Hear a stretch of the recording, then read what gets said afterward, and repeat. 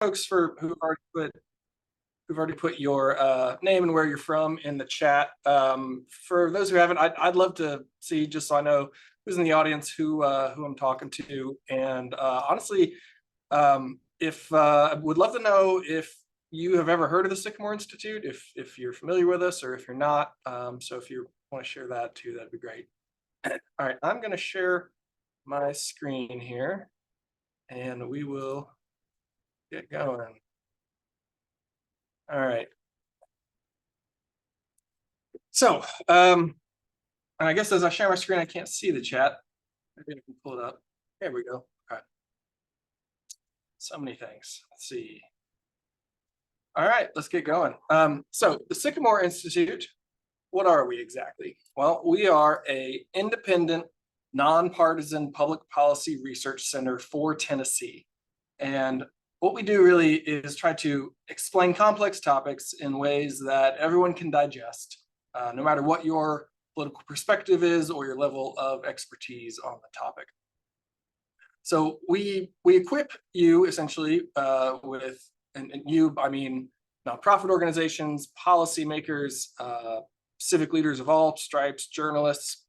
We equip folks with data-driven and impartial resources to identify, understand, and solve challenges so that people can more effectively engage with and address barriers to good health, economic security, and any other challenges that you guys may be facing, and either in your communities or the sort of things that your organizations are set out to try to help people with. So our staff is relatively small. We're just 5 folks, and our staff and our board of directors kind of come from across the political spectrum. And that means that we disagree on a lot of policy issues, obviously. But what unites us really is this belief that data and evidence create the best foundation for effective public policy. In the work that we do, we kind of have 3 main pillars to how we do it. First is that we strive always to be accurate.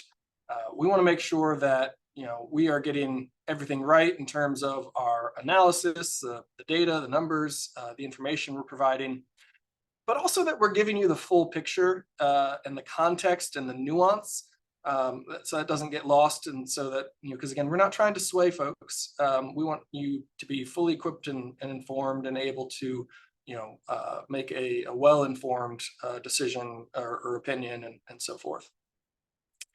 As I mentioned, we also strive to be as impartial as humanly possible in the work that we do. Sycamore does not lobby. We don't advocate for policy outcomes. We don't take sides in debates. We are a resource, really, for everyone, regardless of where you're coming from. And we try to just present the world as it is, as best as humanly possible. And we also strive to communicate our findings, our work, in ways that everyone can hear without setting off kind of partisan alarm bells on left or right. So the language that we use, the frames that we use, as best as we can, we try to sort of use ones that are universally appreciated and understood.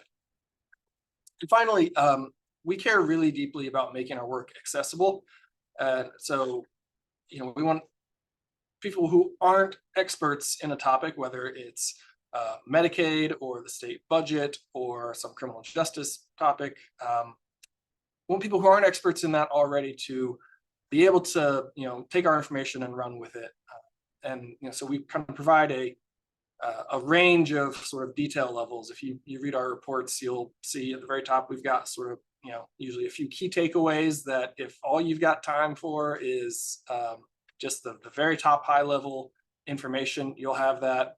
And then even the way we kind of structure our reports analyses, it's like, if you're a skimmer, we got lots of graphics and charts, for the visual learners among us, and headings, just so you can kind of quickly run through and get an understanding of what's going on.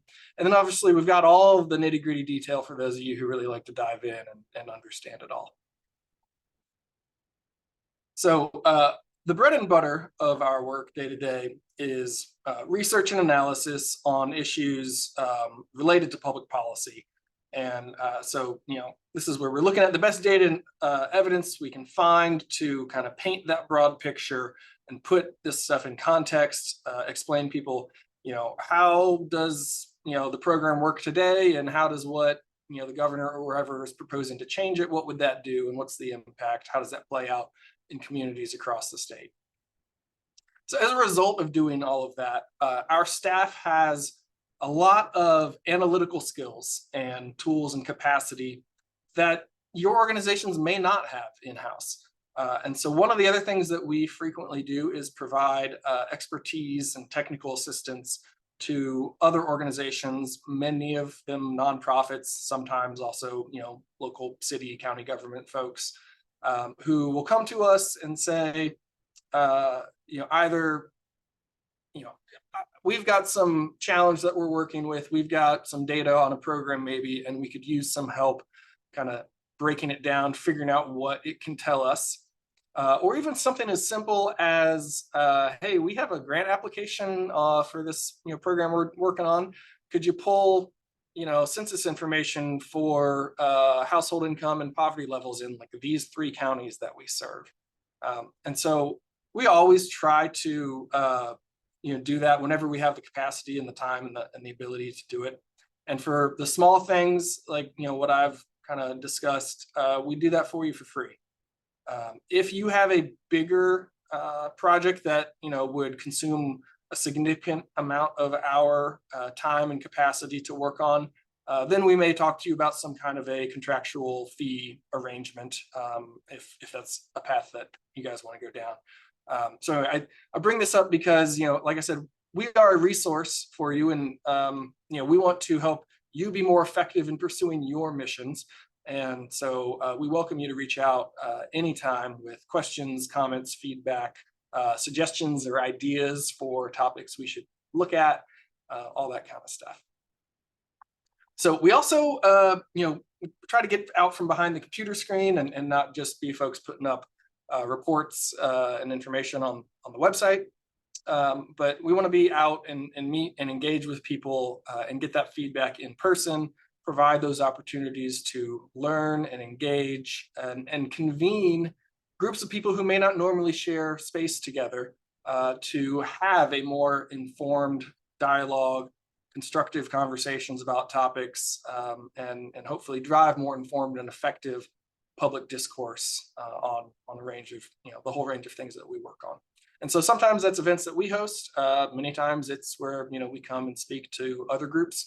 So again, if you guys, if your organization is hosting a conference or simply a meeting for some folks, and you think that we have some information that would be useful for your audience to receive, we would love to get an invitation to speak to y'all. And again, if we're able to do it, we certainly always try to.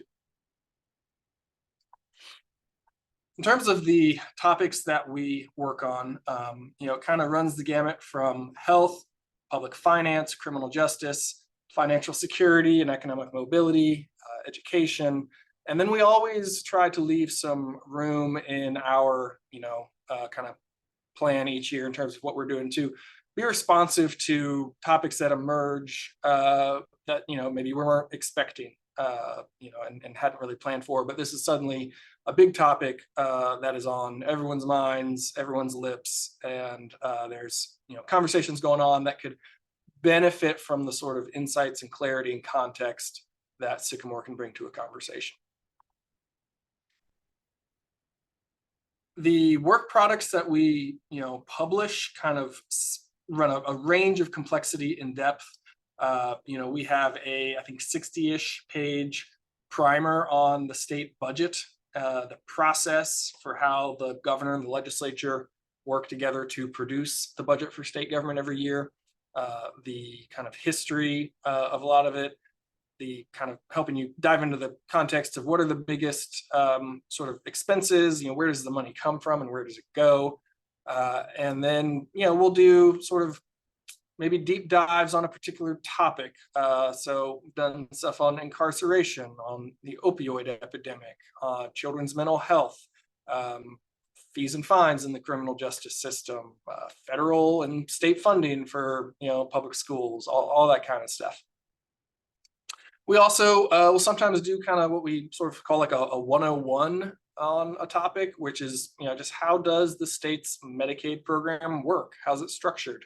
What is the sort of charity care safety net in the state look like? How, as the example on the screen, how does the state determine how much of all the money it's going to spend on public schools, K through 12 schools, how much should go to each district, and how much should the state require those districts to raise on their own from local revenue sources? All those kinds of things. And then also we kind of have some quicker kind of maybe shorter policy briefs, data dives, infographics, things like that. So I want to spend a little bit of time running through just some examples of work we've done in these topic areas. I won't belabor it, but you can find all of this stuff if you're interested on our website, sycamoretn.org.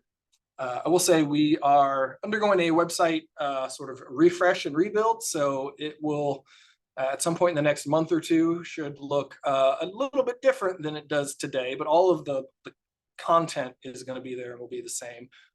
And we've got it categorized by topic. We've got a pretty good search function. And again, you're always welcome to just reach out to us and say, hey, have you guys ever done any work on this? I couldn't find it, but maybe you have. So in terms of public finance, one of the things that we do every year that I think we're probably maybe the thing we're most well known for across the widest spectrum of audiences is this summary of the governor's budget proposal. So the way the state budget, is crafted every year, it's sort of built at its core by the governor's office and the executive branch, and then the legislature mostly tweaks around the edges, and then eventually they pass something. So every year we will run through, kind of what are all the big initiatives, what are the changes from one year to the next in terms of revenue projections, expenses, where are the biggest investments going, where are the biggest cuts coming from, all that kind of stuff.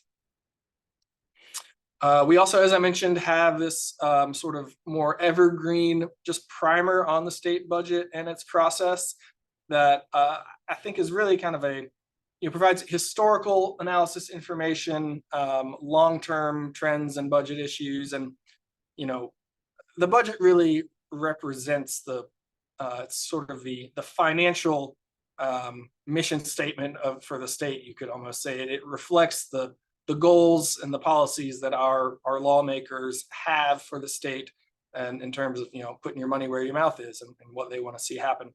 And so for anybody who is engaging in advocacy efforts, or if you maybe get grants from the state, it's really important to understand the budget process, where your opportunities are for maybe making an ask of your legislator, or maybe the Department of Health or the Department of Education, or whoever your government partners are. The information in the budget primer is really, really useful to you guys. I think this is something that it's kind of a signature publication. We have hardbound copies that we sell and would happily mail to you guys.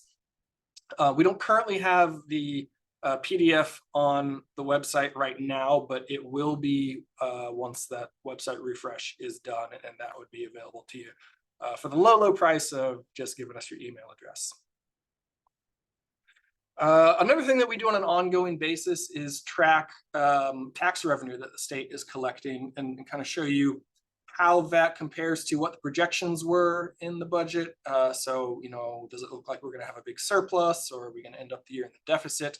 We have had historically huge surpluses for the last few years, but last year they collected actually less revenue than they had thought they were going to, and it looks like we're on pace to do that again this year.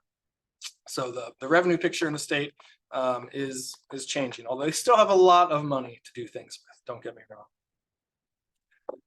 Okay, on the health side, this is something that is really due for an update and kind of reimagining it, but the version that's there is still up on the website. It's still really useful, I think. We've got essentially what we call county health profiles for all 95 counties in the state. And these are, a couple page PDFs, and you can, click on whatever county you want, or if you want all of them, they're all up there. And it has information on both kind of these health outcomes and metrics, but more broadly, like the social drivers of health. So your social and economic environment, health behaviors, physical environment, things like that. Just to, again, if you're doing any work in health or anything related to, that can have an impact on health, there may be kind of useful information here for you that you can use, maybe even share the document entirely with somebody to help, make a case for whatever it is that you guys are trying to do. One of the issues that we've been working on a lot recently and are continuing to is children's mental health. So, last fall, we kind of did and this is something that we do whenever we're doing a series, we tend to start with, excuse me, kind of a level set, looking at the data and the trends and showing where are we and how did we get here in terms of, the topic area. And so we published that in February on children's mental health in the state. Just a couple weeks ago, we released a follow-up to that, which was a review of all sorts of programs and services and policies and revenues and investments that exist today to try to prevent,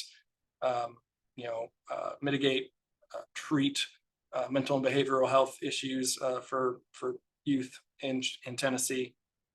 And then we're going to have in a couple months, the third installment in that series will be kind of looking at what are some other options that exist that policymakers might want to consider.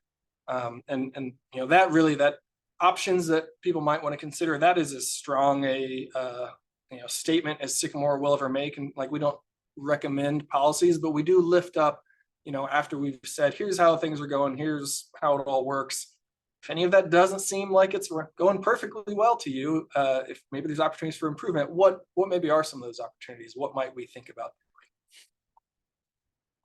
doing? Last year, this is an example of kind of one of those responsive topics, after the shooting at Covenant a year ago today. There was obviously a lot of conversation. The governor called a special session. And so in between that event and that special session at the legislature, we saw that there were a lot of people citing national data and statistics on firearm-related deaths in our state. And we thought, well, we know that there is state level data and information available, and we have the capacity to dig in and analyze it and share that with people so that it can, inform their efforts, to engage in that topic. And so we did. We didn't have specific funding to do it, which is just one of those things that we thought this is an important issue and it could benefit from the kind of work that Sycamore does. Another thing we do every year is looking at latest census data and estimates on health insurance coverage across the state, breaking it out by county and also statewide. We'll also do similar stuff on, median household income, poverty rates, educational attainment, things like that. In terms of financial security and economic mobility, we did a big dive about a year and a half ago on child and family poverty in Tennessee. Painting a picture of who are the children, the families, and the communities across our state with the highest rates of poverty. And so one of the things we'll do frequently when we can is you see a sort of screenshot of it here, is this interactive map across the state so you can zoom in on your community. This is census tracts and kind of see, where are the differences, how, the areas that you serve, what are the challenges, that sort of thing. Recently, we published a couple of reports looking at the use of lawsuits to collect consumer debts in civil court. We were hoping to do this across, as many counties as we could. Ultimately, we only ended up getting the data for Shelby and Davidson counties. But there's, if you guys do anything in your work related to, economic security, excuse me, then this may be something of interest to you. Finally, a couple of years ago, we did this is a sort of headier zoom out of just like, looking at economic mobility across the state. There was some research work done by an economist called Ross Chetty and a group called Opportunity Insights that really dove down at the very granular local level to look at the odds if you were somebody who grew up in maybe the late 70s, early 80s in a particular zip code.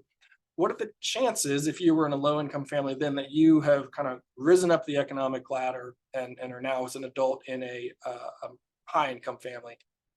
Oh, excuse me. And what they found is really that there are communities right down the road from each other where you see vastly different outcomes, and we're not all getting ahead at the same rate. And so we did a look at what does this look like specifically in Tennessee and in some particular some of our larger cities and communities across the state. We also did something last year that kind of looked again at economic mobility and looking at what are the factors that affect third grade reading scores. I mean, I'm sure many of you are familiar with the new law that went into effect last year about retaining third graders who didn't achieve certain test scores and keeping them back a year instead of promoting them up to fourth grade. And we wanted to look at what are some of those community factors maybe that could explain possibly some lower scores among some students in different communities across the state. And one of the things we found really is that the low income third graders score better in places where their communities have more kind of social capital, more socioeconomic integration, things like that. So something for folks to think about beyond just simply what are we doing in the classroom to improve reading and educational outcomes for kids, but as we think about our communities, maybe what are some things that we could do for long-term improvement. On the criminal justice front, we did something a couple years ago, a series of reports kind of looking at what does the criminal justice system look like, and the first one that we did that I'm showing you something here is really who are the folks who are incarcerated in Tennessee, where are they incarcerated, for what reasons and how long, and kind of just tracking the growth of our incarcerated population and various factors that are driving that. Another one we did at that same time, and then we just this month released sort of an updated, refreshed version with a lot more information, because there's been a fair amount of policy change in this area, either things that have happened or proposed, in terms of what drives the what we spend as a state on incarcerating people in state prisons or local jails and all sorts of stuff there. And then we've also done a lot of work on fees and fines in the justice system. Excuse me. This is one particular report on that topic where you can see that there's a fee that can be imposed if if you are an indigent defendant and so you need a public defender to serve as your lawyer in your defense. How frequently, if that's your situation, or is that fee for the public defender being waived? This is something that's really at the discretion of those local officials, and you can see it varies widely across the state. And so you may end up in one county with you're facing charges and you're in court and you have a public defender, and versus if you're in another county, maybe that same situation, but what you're being required to pay for that, and there's plenty of other fees and fines too, that could look vastly different. In terms of education, there was probably you probably know there was a big conversation last year about if the state of Tennessee was going to continue to accept federal funding for public schools. And so Sycamore kind of dove into that topic and said, all right, well, what is all this money? Where does it go? And so one of the things we did, we had this kind of map where you could look at every school district in the state and see how much federal money did they get in the most recent kind of normal, like pre-pandemic year, and what programs did that go to? And we kind of followed that up, looking at what are all of the requirements of schools and districts in the state in order to receive this money. And ultimately, when legislators, were looking at this, they had a working group. Sycamore was the only non-governmental body from the state of Tennessee that they asked to come testify. And then when they kind of published their reports and their findings on this, they drew very heavily on the work that we did on our testimony, on our papers, and in fact, like quoted us verbatim quite a bit in drawing their conclusions about whether it would make sense to no longer take this money. Short answer is they thought that no, it doesn't. And then right now there's a conversation in the legislature for the governor's proposal to let folks send their kids to private schools and take some of the public funding that would have gone to their public school and use that to pay for private school education. So we did a piece a couple months back that just kind of, again, set some context for that, helping to understand where are private schools across the state, and what the different types and what are the requirements that each of those schools has to meet to be accredited, and all that kind of stuff. So again, that's a kind of high-level overview, a lot of different examples of the types of things that we work on to give you guys a sense of that.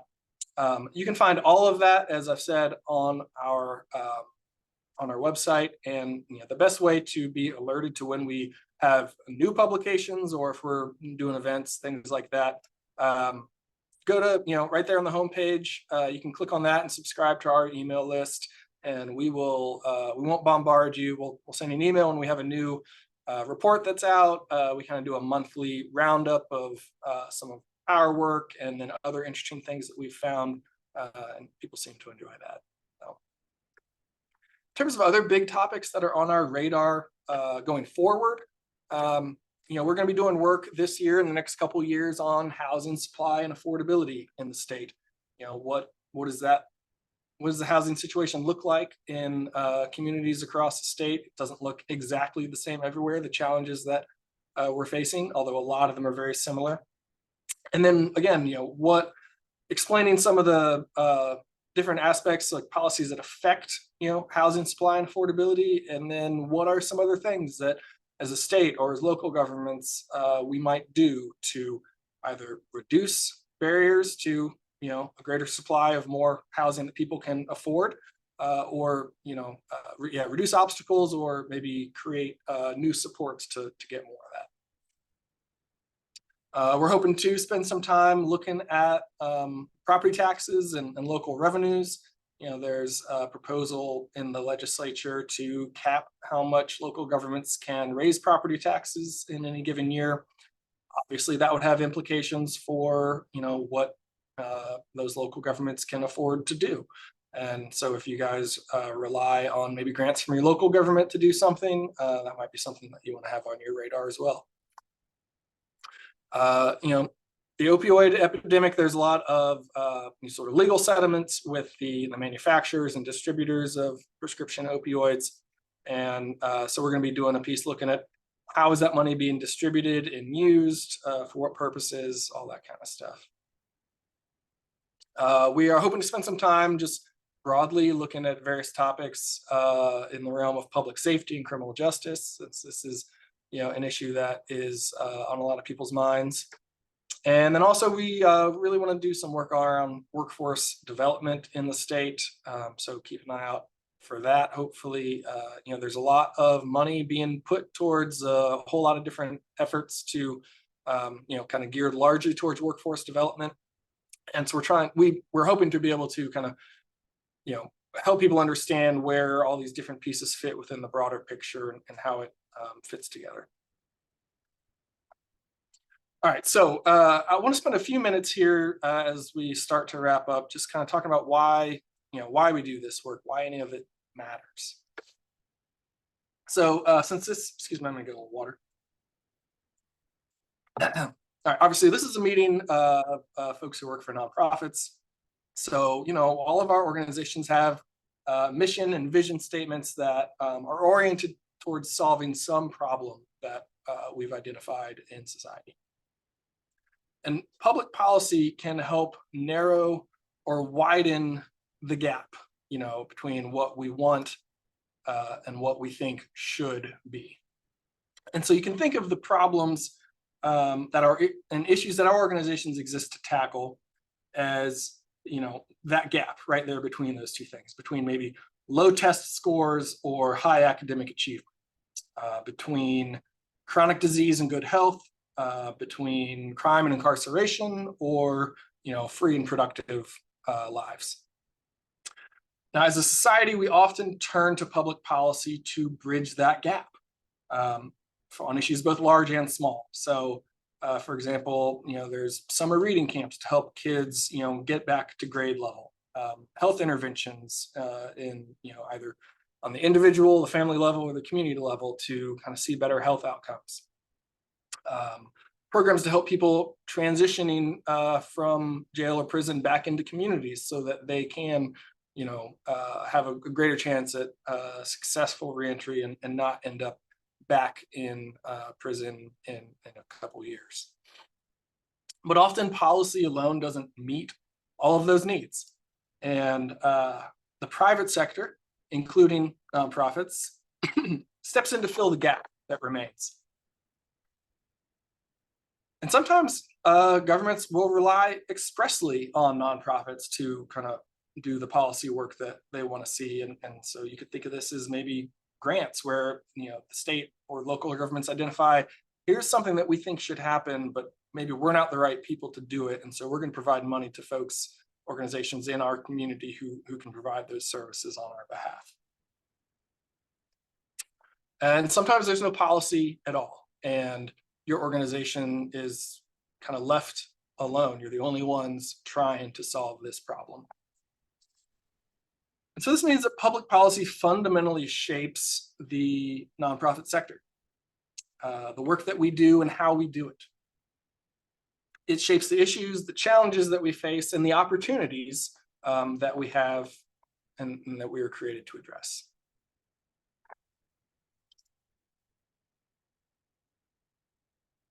So I want to zoom out a little bit and think back to, the start of that last slide. We talked about the gap, what our organizations exist to do, being bridging that gap between what is and what ought to be. Well, when we think about what that ought to be is, at Sycamore, we think you can distill it down into kind of 4 basic things that most of us, all of us really want for ourselves, for our loved ones, and for our communities. The first is good health, right? We want to be healthy. We want our friends and family to be healthy so that we can live long, fulfilling lives. I think we also all want a sense of belonging and personal connection to the people around us in the world that we live in. We also want, the ability to meet our basic needs and hopefully even beyond that, build assets for the future and maybe pass something down to the next generation. And then, of course, I think most of us want the chance to make a lasting positive impact on the world around us. So at Sycamore, we refer to these 4 things as the roots of a thriving Tennessee. We see this as these are the core elements of what it takes for our state to thrive. And I think most of you could probably look at this and see the missions that your organizations are working on, fitting into one or more of these buckets. And when we think about our communities and our state from this perspective, it can help us kind of cut across issue silos and see the connections and connect those dots between different parts of our lives. So you take education, for example. When you earn a diploma, it's not because you want to hang a nice picture on the wall. It's because you want it, maybe it's going to help you get a job in your chosen field that can help you pay for housing and healthcare and food. And then, hopefully also give you the time and resources to build a rich and rewarding life outside of work as well. So, the roots of a thriving Tennessee, that framework that we use is really to remind us that the diploma is not the point. It's just one of the many different paths that we can pursue or that we can take in pursuit of whatever it is that we as individuals value. So how do we think about how to achieve those things that we value?